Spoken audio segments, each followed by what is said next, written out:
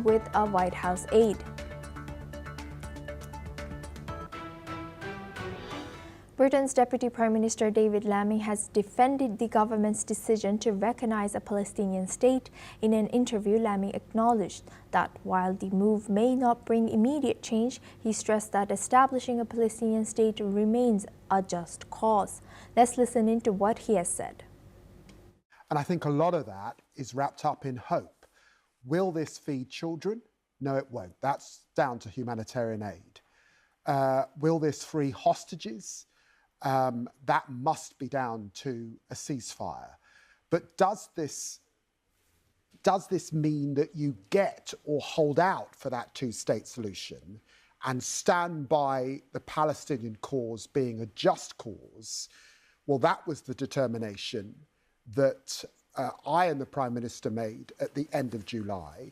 But let's make a distinction between Hamas and the Palestinian people.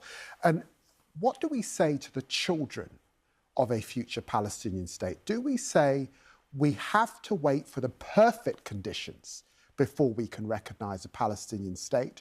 Or do we say, when we see the E1 development, the expansion plans the Israeli government now have in the West Bank, when we see the decision not to move towards a ceasefire, but instead to attack Qatar and set back that ceasefire, do we say to them, no, you cannot have that Palestinian state that is your dream? And I think that's the assessment, not just the UK, but France, Australia, Canada, Belgium are making at this time. Meanwhile, Prime Minister Sir Keir Starmer is expected to formally announce recognition in a statement later today, marking a major shift in UK's foreign policy. Starmer has warned in July that unless Israel agreed to a ceasefire and committed to peace talks, Britain would move forward with recognition. Now for this discussion, we're joined by Dan Perry. He's a world affairs analyst, joins us live from Tel Aviv. Thank you very much for joining us again. Good to see you. Now, what are the potential diplomatic and political consequences for the UK if they make a decision to recognize a Palestinian state? I don't think the UK will be harmed as such, but the question is whether they might not inadvertently undermine the very cause that they seek to advance.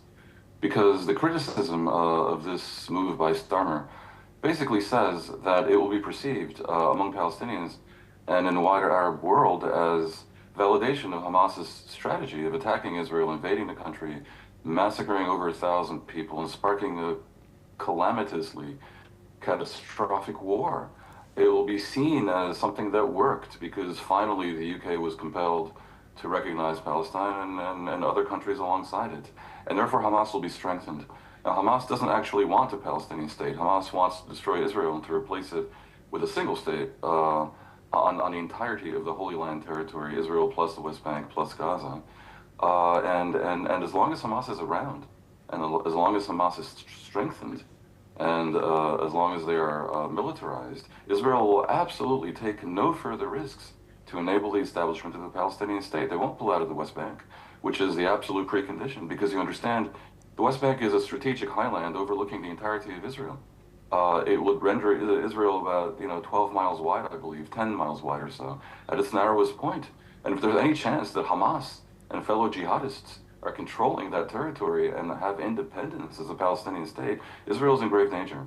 So the condition for nudging Israel to take this risk basically goes through eliminating Hamas as a military and governing force. Now, David Lammy and Keir Starmer say that's what they want, but they're recognizing Palestine unconditionally, which is why plenty of people in the UK and elsewhere would prefer that the UK would hold out recognition of Palestine as a carrot in order to compel the Palestinians to sort of get their act together and get rid of Hamas somehow, to compel Hamas to disarm.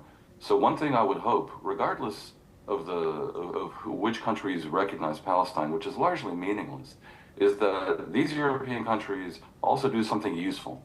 And that useful thing would be to put together a plan that would condition aid, reconstruction aid to Gaza on Hamas disarming, and would compel Israel to get out of the way and recognize that the Palestinian Authority needs to take over from Hamas, but also make everything conditional, everything on Hamas disarming, as the Arab League has called for, as the European Union has called for, as pretty much the entire world is calling for, by just recognizing Palestine and forgetting about the toxic Hamas roadblock. I very much fear that the UK and other countries are committing a tragic comic error. Right. Thank you very much, Dan, for sharing that. Please stay with us as we stay on this topic now.